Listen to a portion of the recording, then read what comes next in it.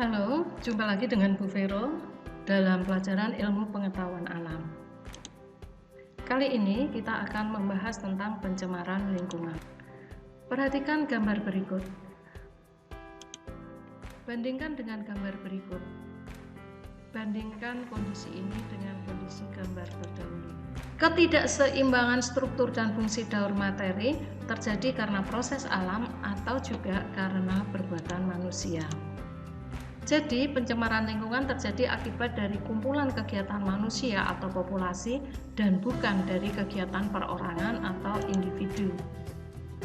Pencemaran dapat diakibatkan oleh faktor alam, contoh gunung meletus yang menimbulkan abu vulkanik. Zat yang dapat mencemari lingkungan dan dapat mengganggu kelangsungan hidup makhluk hidup disebut polutan.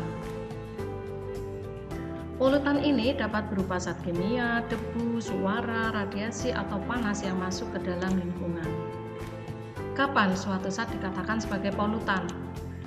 Kadarnya melebihi batas kadar normal atau di ambang batas, berada pada waktu yang tidak tepat, dan berada pada tempat yang tidak semestinya.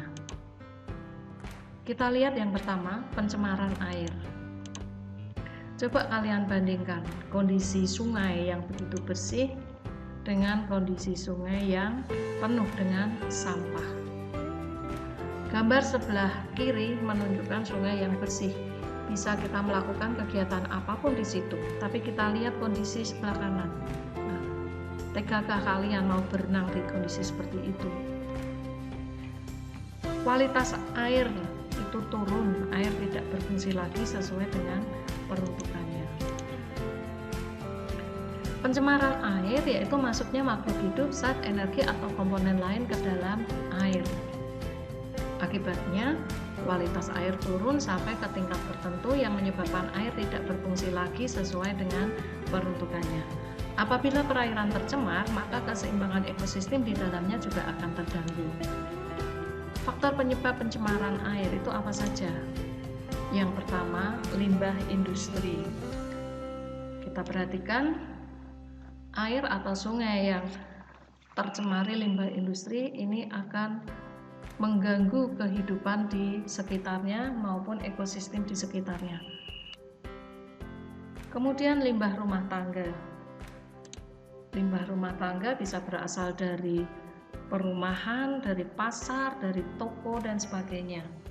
Kita lihat di sini limbahnya bisa limbah organik seperti kulit buah sayur, sisa makanan, kertas, kayu, daun, dan berbagai bahan yang dapat diuraikan oleh mikroorganisme.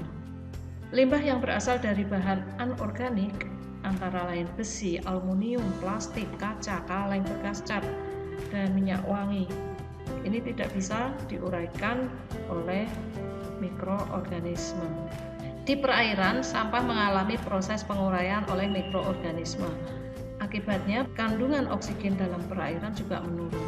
Menurunnya kandungan oksigen dalam perairan akan merugikan kehidupan biota di dalamnya.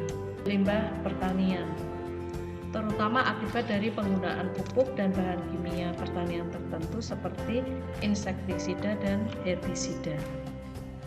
Penggunaan pupuk yang berlebih juga menyebabkan suburnya ekosistem perairan, kolam, sungai, waduk, atau danau.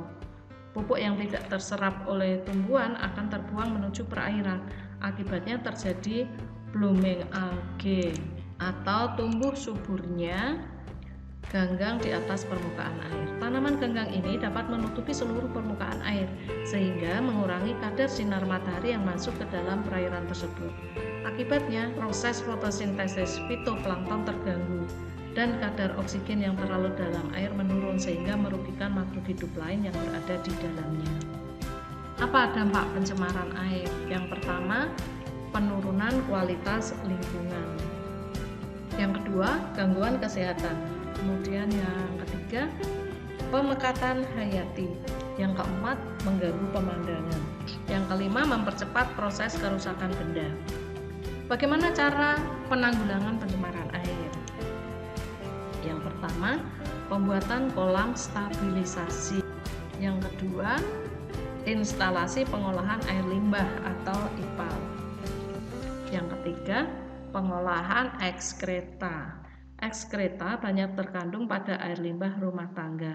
Ekskreta banyak mengandung bakteri patogen penyebab penyakit.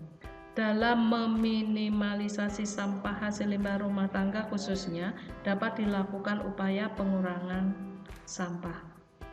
Cara menangani limbah dengan prinsip ekologi dikenal dengan istilah 4R. Yang pertama, recycle, pendaur ulangan, sampah yang dapat terurai dijadikan kompos. Yang kedua, reuse, penggunaan ulang. Proses reuse dilakukan untuk sampah yang tidak dapat terurai dan dapat dimanfaatkan ulang. Misalnya, botol bekas sirup dapat digunakan lagi untuk menyimpan air minum. Yang ketiga, reduce, pengurangan atau penghematan.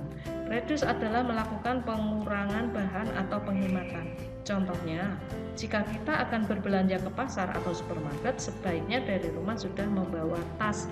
Jadi kita tidak perlu minta plastik dari toko atau supermarket. Yang keempat, repair. Repair artinya melakukan pemeliharaan. Contohnya membuang sampah tidak sembarangan, terutama tidak membuang sampah di perairan. Yang berikut adalah pencemaran udara. Perhatikan kondisi taman ini. Perhatikan bedanya. Ya. Juga gambar ini. Ini gambar kondisi kota yang mengalami kabut asap karena ada hutan yang terbakar. Nah, ini sangat mengganggu pernafasan para penduduk. Pencemaran udara didefinisikan sebagai suatu kondisi di mana udara mengandung senyawa-senyawa kimia atau substansi fisik maupun biologi dalam jumlah yang memberikan dampak buruk bagi kesehatan manusia, hewan, maupun tumbuhan, serta merusak keindahan alam, serta kenyamanan atau merusak barang-barang perkakas atau properti. Macam-macam pencemaran udara. Yang pertama adalah pencemaran udara primer. Pencemaran udara ini disebabkan langsung oleh sumber pencemar. Contohnya peningkatan kadar karbon dioksida yang diakibatkan oleh aktivitas pembakaran oleh manusia, misalnya pembakaran sampah dan sebagainya. Yang kedua adalah pencemaran udara sekunder. Pencemaran udara sekunder terjadi disebabkan oleh reaksi antara substansi pencemar udara primer yang terjadi di atmosfer. Misalnya pembentukan ozon yang terjadi dari reaksi kimia partikel-partikel yang mengandung oksigen di udara. Faktor pencemaran udara. Faktor yang pertama adalah aktivitas alam, misalnya kotoran hewan yang mengandung metana. Yang kedua adalah abu vulkanik dari letusan gunung berapi. Kemudian kebakaran hutan yang terjadi akan menghasilkan karbon dioksida. Karbon dioksida dalam jumlah banyak dapat mencemari udara dan berbahaya bagi kesehatan hewan dan manusia. Yang berikut aktivitas manusia, itu contohnya pembakaran sampah, asap-asap industri, asap kendaraan, asap rokok, dan senyawa buangan seperti CFC. Dampak pencemaran udara. Yang pertama, dampak bagi kesehatan. Yang kedua, dampak bagi tumbuhan, efek rumah kaca. Yang keempat, rusaknya lapisan ozon. Yang berikut, pencemaran tanah. Ya, kita lihat kondisi tanah yang subur, tanamannya subur. Kita bandingkan di sini kondisi tanah yang tercemar, tandus, tidak ada tanaman yang bisa tumbuh di sana. Pencemaran tanah adalah suatu keadaan di mana bahan kimia buatan manusia masuk dan mengubah lingkungan tanah alami. Faktor penyebab pencemaran tanah. Yang pertama adalah limbah domestik. Limbah domestik dapat berasal dari daerah seperti pemukiman penduduk, pedagang, tempat usaha, hotel, dan lainnya. Limbah domestik kita bedakan menjadi dua, limbah padat dan limbah cair. Limbah padat bisa berupa senyawa anorganik yang tidak dapat dimusnahkan atau diuraikan oleh mikroorganisme seperti plastik, serat, keramik, kaleng-kaleng, dan bekas bahan bangunan yang menyebabkan tanah menjadi kurang subur. Limbah cair dapat berupa tinja atau feses, deterjen, oli cat. Jika meresap ke dalam tanah akan merusak kandungan air tanah, bahkan dapat membunuh mikroorganisme di dalam tanah. Yang berikut adalah limbah industri. Yang ketiga, limbah pertanian. Karena ketidaktahuan, tidak sedikit petani yang menggunakan pupuk sintetik melebihi ketentuan atau caranya tidak tepat. Akibatnya, limbah pertanian yang berupa sisa-sisa pupuk sintetik untuk menyuburkan tanah atau tanaman dan tanah akan tercemar. Misalnya pupuk urea dan pestisida untuk memberantas hama tanaman.